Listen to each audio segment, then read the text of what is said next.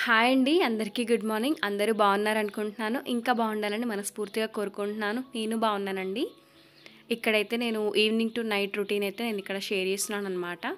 అంటే ఈవినింగ్ పిల్లలు ఒక 5:30కి అలా వచ్చేస్తారు. ఇంతకుముందు 5కి వచ్చేవాళ్ళు.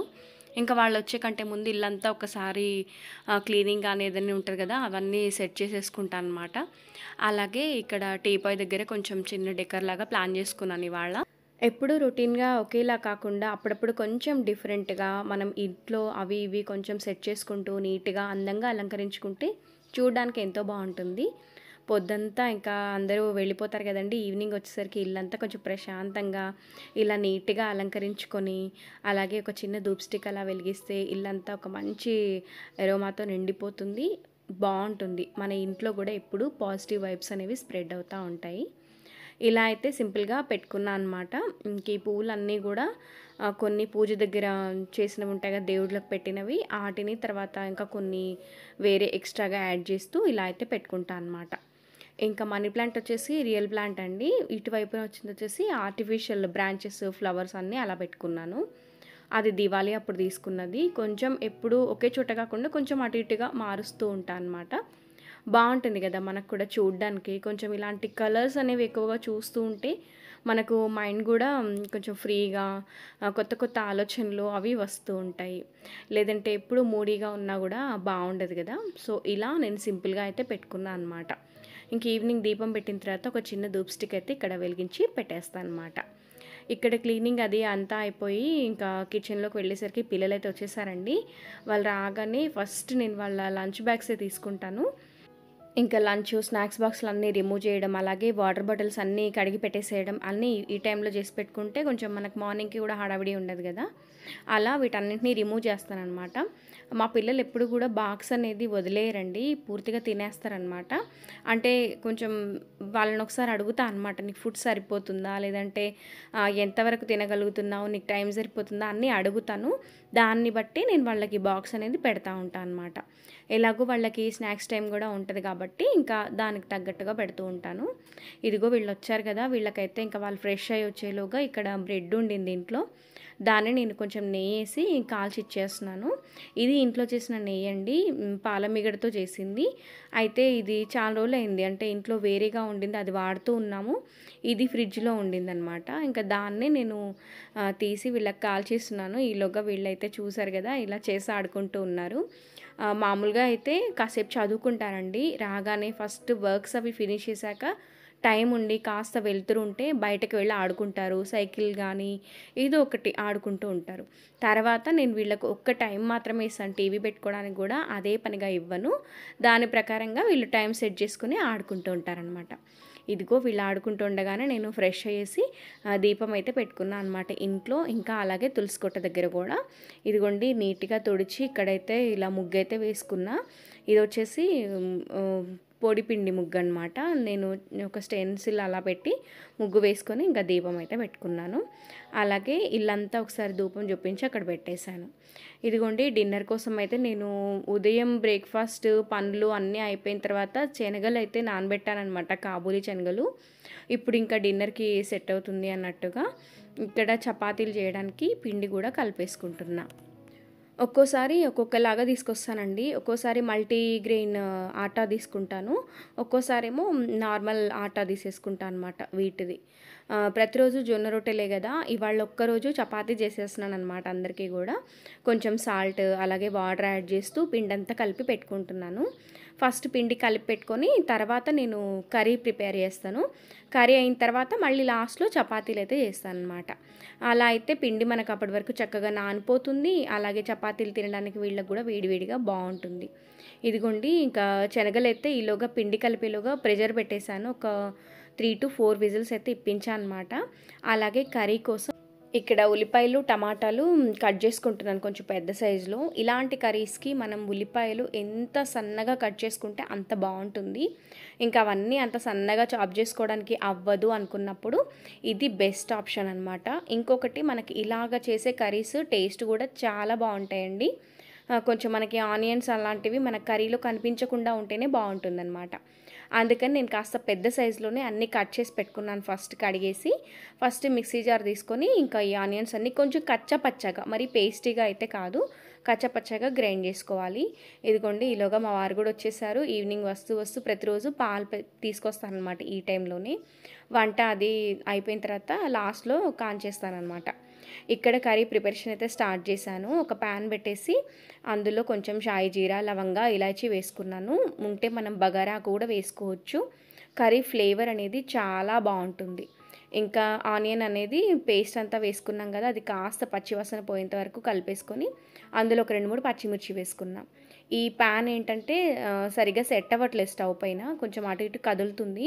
అలా కదిలే ప్యాన్స్ అట్లా ఉంటే చాలా డేంజరస్ కదండి. అందుకని దానికి ఎక్స్ట్రాగా నాకు ఒక స్టాండ్ వచ్చిందనమాట స్టవ్ తీసుకున్నప్పుడే.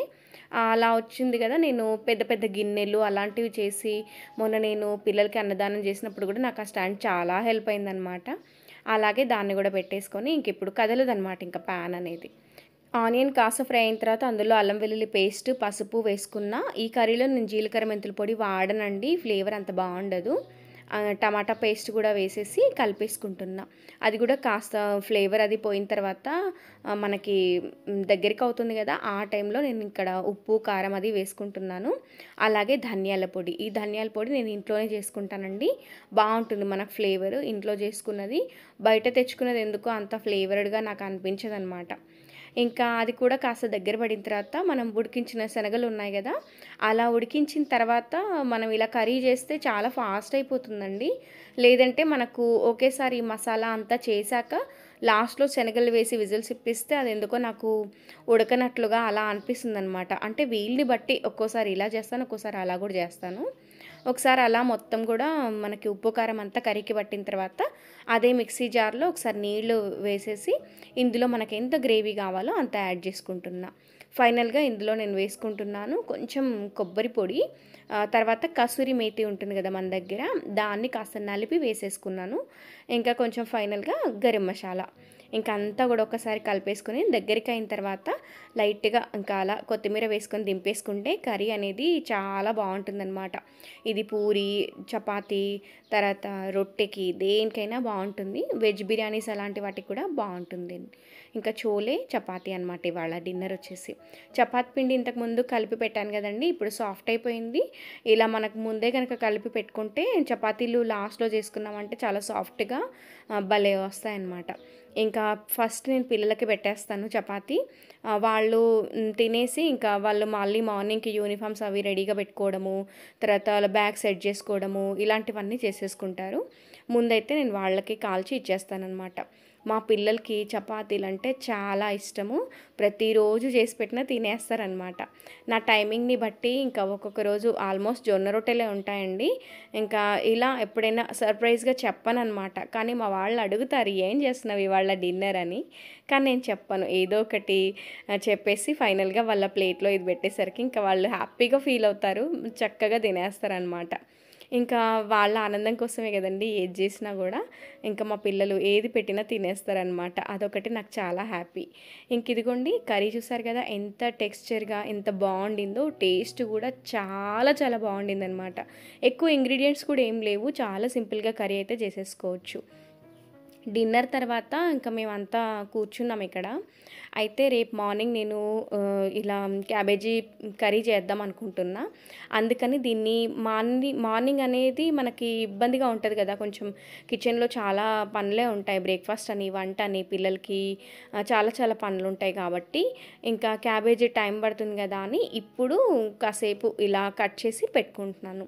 ఇదంతా కట్ చేసుకొని ఒక బాక్స్లో వేసి ఫ్రిడ్జ్లో పెట్టుకున్నాను అనుకోండి, మార్నింగ్ నేను ఒక 10 to 15 మినిట్స్ ముందు బయటకు తీసి పెట్టుకొని కర్రీ అనేది హ్యాపీగా చేసుకోవచ్చు. ఇంకా నెక్స్ట్ అంటే ఇంకా ఫైనల్గా నాకు కిచెన్ క్లీనింగ్ అనమాట.